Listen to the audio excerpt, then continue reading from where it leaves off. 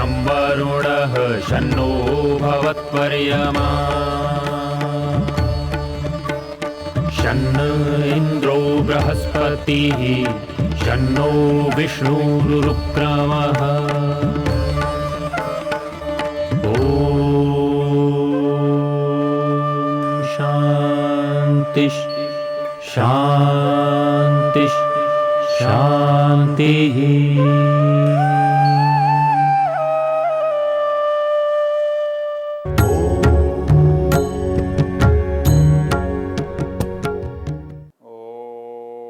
मधुरस्मि मधुतरो मधुघान् मधुमत्तरः मामित्किल त्वं वनाशाखां मधुमतीरिव।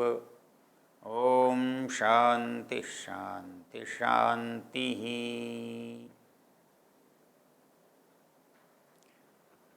हम वेद विज्ञान की चर्चा के प्रसंग में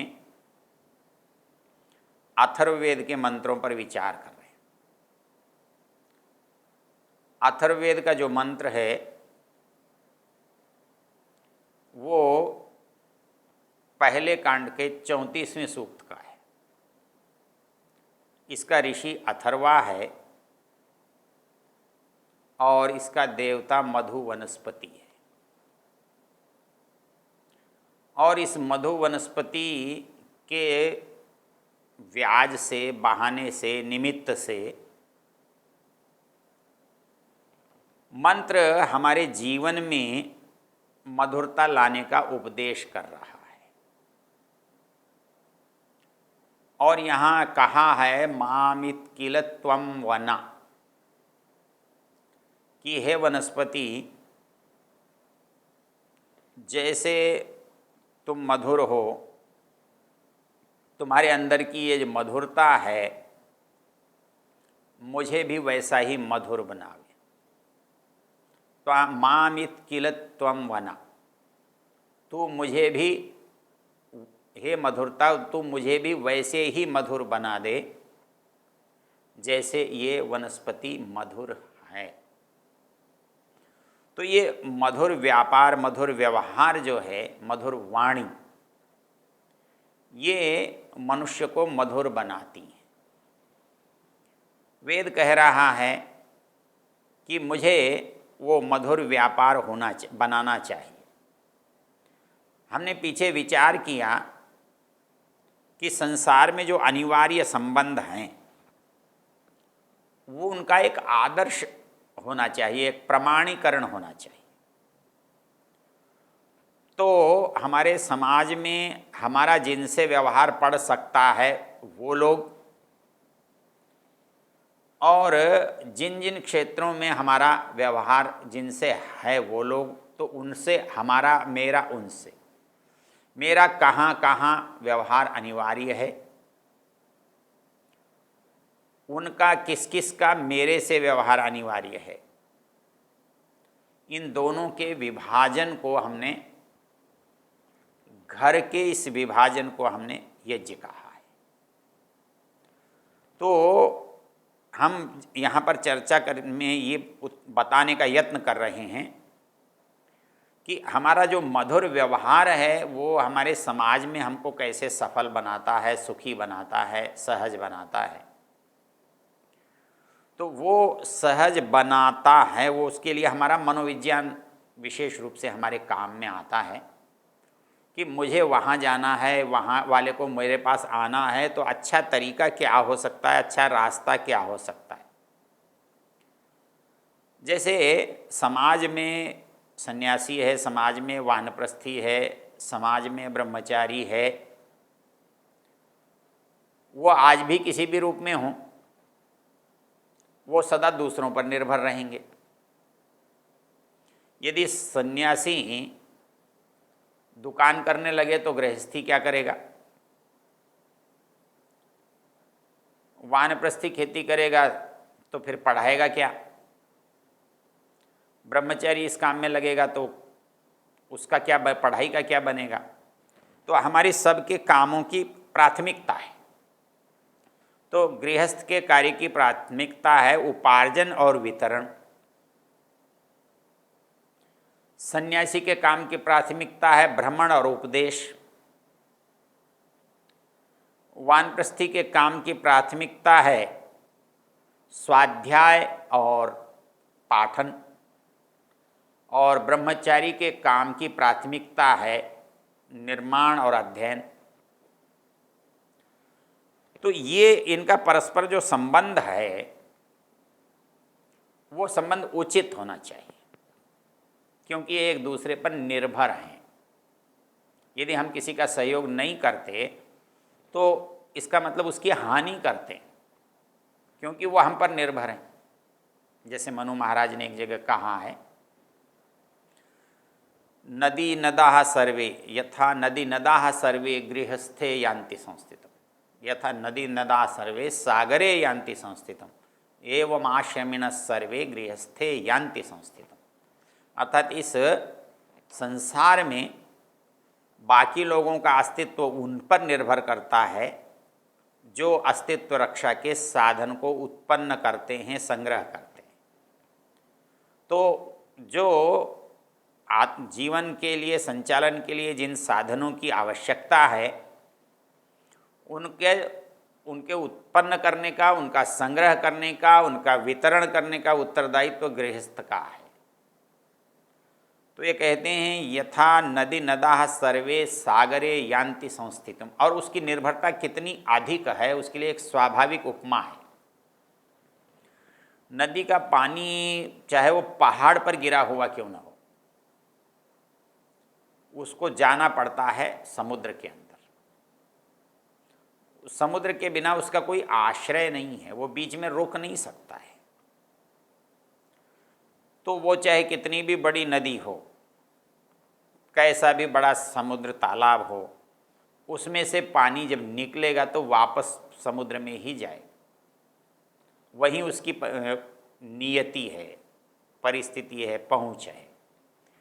तो यथा नदी नदाः सर्वे सागरे यान्ति संस्थितम्, जैसे नदी हैं, नद हैं, पूरे जल के प्रवाह हैं, वो प्रवाहित होते रहते हैं, बहते रहते हैं, चलते रहते हैं, और तब तक चलते रहते हैं जब तक उनको उसका आधार न मिल जाए, आश्रय न मिल जाए, और वो आश्रय समुद्र है। तो वैसे ही समाज में जो भी उत्पन्न करने से पृथक हैं उनका दूसरे से निर्वाह होता है। तो वो निर्वाह जिनसे होता है, समाज में वानप्रस्थी हैं, सन्यासी हैं, विद्यार्थी हैं, इन सब का निर्वाह गृहस्थ से होता है। जैसे जो गृहस्थ है वही उसी पर सब निर्भर करते हैं। गृहस्थ कमाता है तो गृहस्थ कर देता है, और वो कर जो है सरकार लेती है, तो वो सरकार उस कर से ही काम करती है। तो वो किस पर निर्भर करती है? जो उपार्जन कर रहा है उस पर निर्भर करती है। तो ये उपार्जित करने वाला बड़ा है, वो सबका आश्रय है, आधार है। एवं आश्रमिणः सर्वे गृहस्थे यान्ति संस्थितिम्, कहता है ये इसलिए सर्वे आश्रमिणः, क्योंकि आश्रम हमारे यहाँ 4 ही हैं। गृहस्थ ब्रह्मचर्य आश्रम है, गृहस्थ आश्रम है, वानप्रस्थ आश्रम है और संन्यास आश्रम है।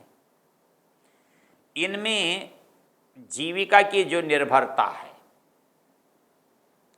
वो निर्भरता तीनों आश्रमों की गृहस्थ पर है। ब्राह्मण को उपार्जन कर नहीं सकता ऐसा नहीं है,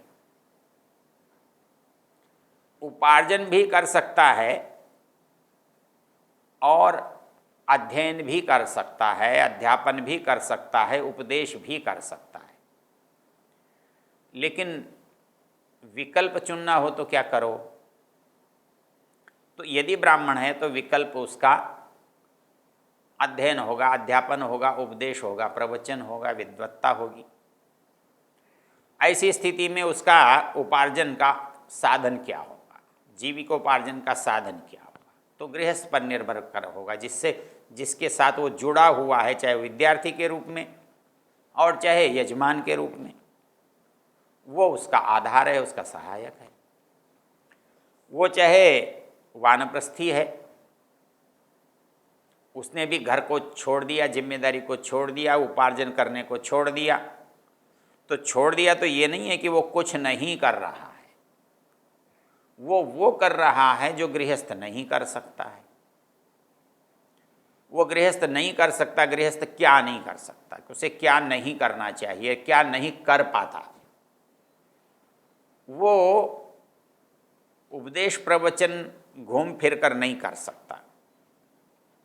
उसके साथ आजीविका और उसके संबंध उसके बाधक है।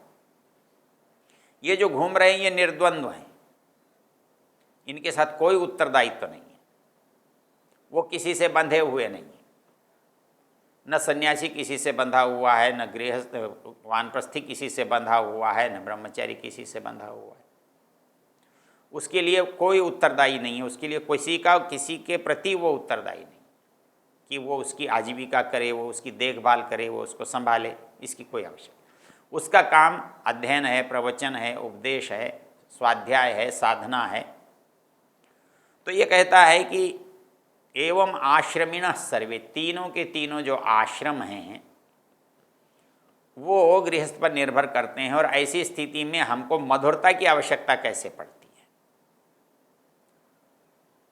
मधुरता की आवश्यकता ऐसे पड़ती है कि यदि मेरा कोई विद्यार्थी है, मेरी संतान है, मेरा बालक है, वो जब मेरे से दूर होता है तो सदा दूसरों पर निर्भर होता है। चाहे वो अध्यापक पर हो, वो चाहे उसके सहयोगियों पर हो, चाहे उसके कर्मचारियों पर हो।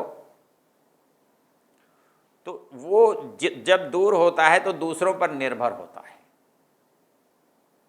और ये दूसरों पर जो निर्भरता है, इसमें यदि सहजता न हो, उदारता न हो, तो ये बहुत कष्टदायक हो जाएगा, दुखदायक हो जाएगा।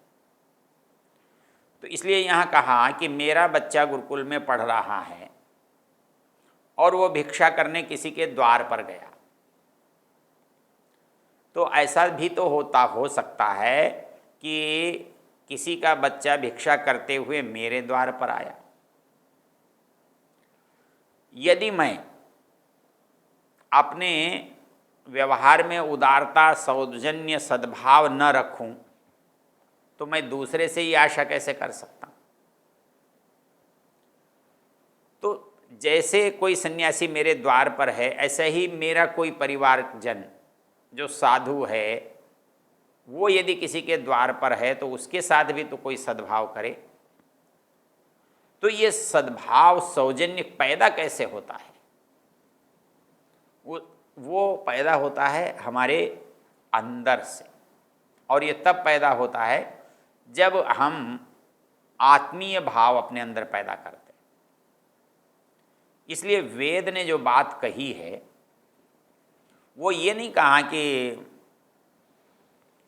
तुम्हारा मधुर होने का कोई लाभ नहीं है, बल्कि मधुर न होने की हानि है। मधुर होने का लाभ तो होता ही होता है। तो समाज में जिनसे भी हमारा व्यवहार होगा, तो वो व्यवहार हमारा यदि अनुकूल होगा, अच्छा होगा, प्रेमपूर्ण होगा, तो वो व्यवहार उसको भी सुख देगा और हमको भी सुख देगा। दुर्व्यवहार से दोनों दुखी होते हैं। कभी कभी हम ये सोचते हैं कि हम किसी के साथ क्रोध में बोल करके, ईर्ष्या की बात करके, दूसरे को दुख पहुंचा के हमें सुख मिलता है। लगता है, मिलता नहीं है। हमको संतुष्टि मिलती है कि हमने उसको उससे ज़्यादा दुख पहुंचाया। तो उसने मुझे दुख पहुंचाया और बदले में मैंने दुख पहुंचाया, तो दोनों को मिला क्या? तो दोनों को दुख ही मिला, क्योंकि उसने भी मुझे दुख दिया और मैंने भी उसे दुख ही दिया। जब दोनों मिलकर दुख दे रहे हैं, दुख ही देने के कारण बन रहे हैं, तो वो सुख कैसे दे सकते हैं? उनकी दी हुई वस्तुओं से सुख कैसे प्राप्त हो सकता है? क्योंकि आदमी जो दे रहा है वही तो प्राप्त करेगा। वो यदि गाली दे रहा है तो गाली ही मिलेगी, और सद्भाव से सद्वचन बोल रहा है तो सद्वचन बोलेंगे। भगवान बुद्ध के जीवन में आता है, भिक्षा करते हुए वो किसी ब्राह्मण के घर चले गए। ब्राह्मण जो था संपन्न था। उसने कहा, देखो कैसा मूर्ख आदमी है, हट्टा कट्टा है, नौजवान है और कुछ करता नहीं है। उसने बहुत सारी गालियां दी। भगवान बुद्ध सुनते रहे खड़े होकर, और जब वो गाली देकर थक गया तो महात्मा बुद्ध ने कहा कि शिष्य एक बात बता, तुमने मुझे क्या दिया? गालियां दी। और देने वाला उसे न ले तो कहाँ रहेंगी? तुम्हारे पास ही रहेंगी। तो मैं आने वाले को यदि गाली दूंगा तो मैं उसको क्या दूंगा? दुख दूंगा। मेरी इच्छा दुख देने की होगी, तो बदले में वो क्या देगा? तो बदले में वो भी मुझे दुख ही देगा। सारे भगवान बुद्ध तो नहीं होंगे जो उसके गाली के बाद भी उसके लिए उसके कल्याण की कामना करके जाएं। तो इसलिए मधुरता की आवश्यकता क्यों? मधुरता की आवश्यकता इसलिए है कि मुझे सुख चाहिए, तो वो सुख मेरे पास नहीं है, मुझे दूसरे से मिलना है, और सबको ही सुख दूसरों से मिलना है। तो सबको ही सुख बांटने का अभ्यास करना होगा। सबको ही मधुरता तो चाहिए और प्राप्त दूसरे से होगी। तो सबको ही तो मधुरता का व्यवहार करना आना चाहिए। तो ये मधुरता का व्यवहार सब में हो ताकि सब लोग मधुरता को पा सकें, क्योंकि हमारा सबका संबंध एक दूसरे से बना है, अनिवार्य है। तो यदि हर व्यक्ति मधुर होगा तो हर को मधुरता प्राप्त होगी, और यदि हमारे अंदर ये क्रम टूट गया और हमारे अंदर मधुरता न रही तो फिर जो जिसके पास है वही तो हमें कोई देगा। यदि गाली है तो गाली मिलेगी, और प्रेम पूर्ण वचन है तो प्रेम पूर्ण वचन मिलेंगे, प्रेम मिलेगा। तो वेद कहता है, मधुरस्मि मधुतरो मधुगान मधुमत्तरः मामित किल त्वं वना शाखाम मधुमतीरिव। मुझे इस तरह का बन जाना है जैसे एक वनस्पति की, मधुर वनस्पति की शाखा। तो सारी वनस्पति मधुर है तो उसकी शाखा भी कैसी होगी? मधुर ही होगी। तो वैसे ही मेरा व्यवहार कहीं और कुछ मधुर न हो, बल्कि संपूर्ण रूप से मैं मधुर बन जाऊं और मेरा व्यवहार मधुरता युक्त हो, यह मंत्र का उपदेश है।